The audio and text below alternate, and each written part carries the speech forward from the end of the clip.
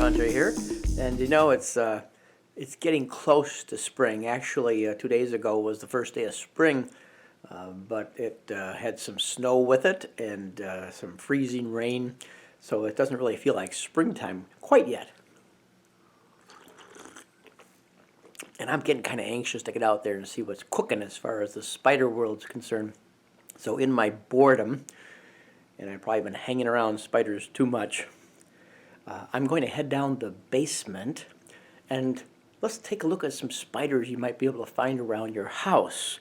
Now, for some of you, that might be unnerving, but believe me, there's not many places you go that you can get away from being close to or in the proximity of a spider, even in your own home. So, with that said, let's go take a look down what the basement might hold as far as spiders are concerned. So it's down to the dungeons.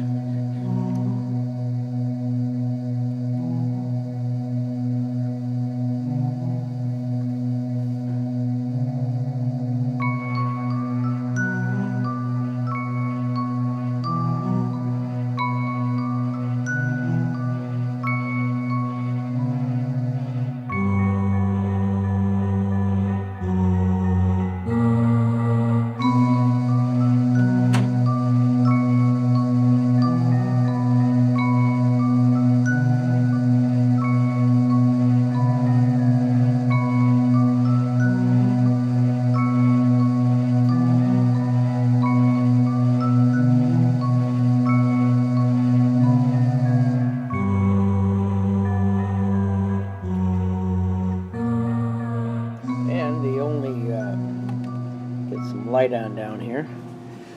The only horror really down here is all the clutter. Oh, I gotta clean up some things for spring cleaning in this basement. But now that I'm down here, let's take a look and see what we can find in the basement of my own home. What kind of creepy little things might be creeping around, such as spiders. I'm gonna go try over here around the baseboard in the corner. It's a good place to start.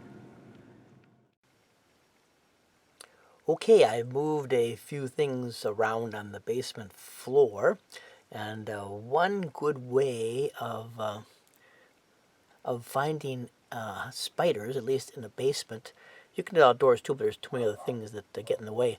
But anyway, there is, you look for droppings, remains of what the spider has eaten. If there's a lot of remains, you know this is a pretty good hunting spot, so this spider is probably still here. So, I found some droppings here. I'm going to show you those, and hopefully, maybe, we'll see a spider that's somewhere near the droppings. So, I'm going to show you what that looks like over here.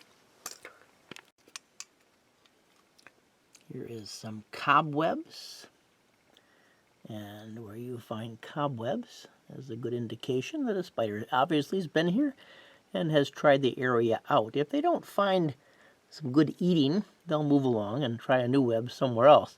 That's why you find cobwebs all over the place in your homes, up in the corners of your house, ceiling areas, near cubby holes, any little place like that that a spider would like. Now, there's been some activity here, and there is some droppings that you can see. So, let me just go a little further and see what else we can spot here. I'll follow these cobwebs. Aha! There is our spider. Now, here we go. And without seeing it really up close and personal, this is appears to be a short-bodied cellar spider.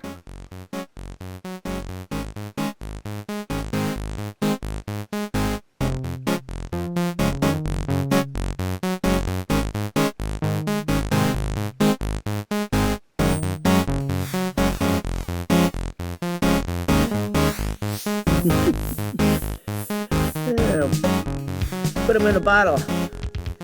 Take a look at them a little later. Okay, here's a common spider in a house in a basement.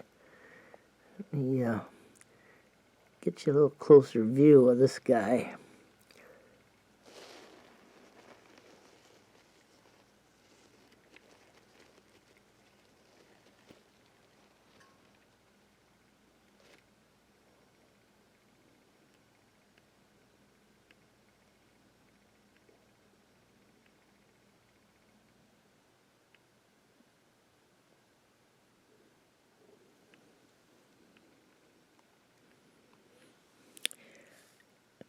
See if I can get him to move around a little bit for us.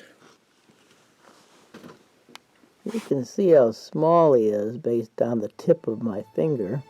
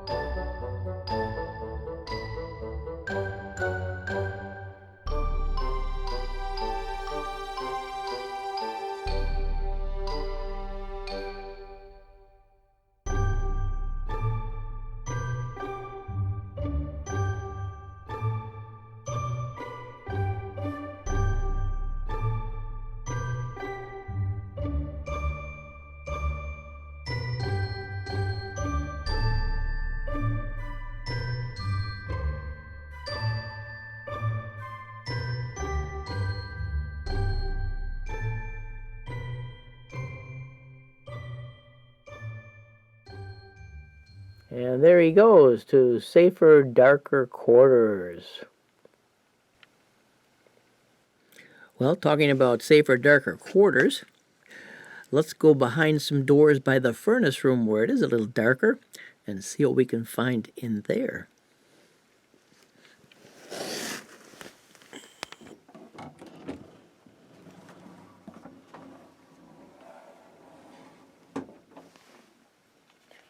Yeah, let's turn on a little light in here. There we go. All right, let's check out the furnace area.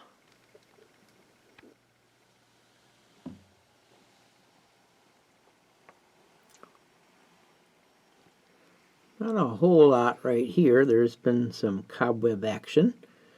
So somebody thought this was a good area at some point in time, but nobody's there anymore, so they have left to go on other places. Okay.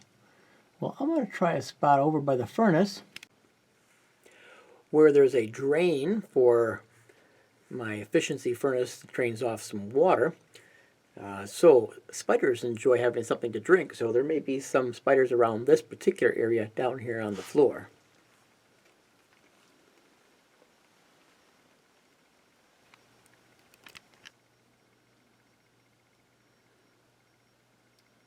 Here's one.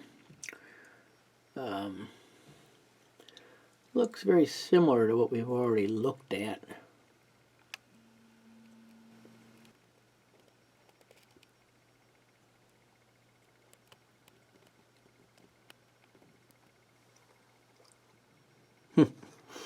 Anyway,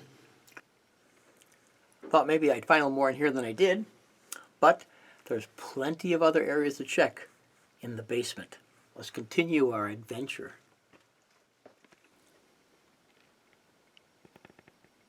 Okay, I'm over at the bookshelf area looking in a little space between the wall and the bookshelf, and there's some activity here. You can see the cobwebbing in here. And then there's droppings on the floor. Remainder of empty shells, carcasses of insects and other spiders that this particular spider was enjoying. And then right up here, you'll notice that the spider has an egg sac with some eggs in it right there. So I'm going to extract the egg sac and take a little closer look at the eggs in it.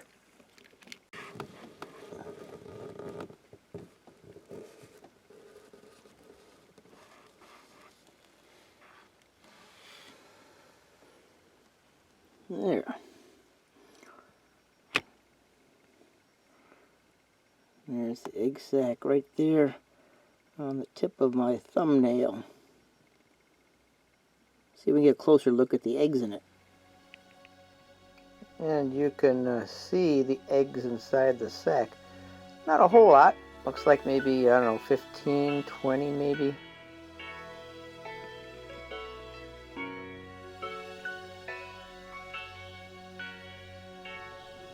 Here's a shot of some of these tiny eggs that were in that little egg sac. And just to get an idea of size of these little eggs, I placed a dime here in the picture. There's a dime. Gives you an idea of the size of these little eggs. And just in case you're wondering, I will remove the egg sac, but I don't take the spiders out. I actually let them be here because they remove many insects and other little critters from the house, including some other spiders. So I leave them as I find them. But if I find an egg sac, I'll probably move that, let them produce eggs at a later point in time. Okay, let's see what we can find next.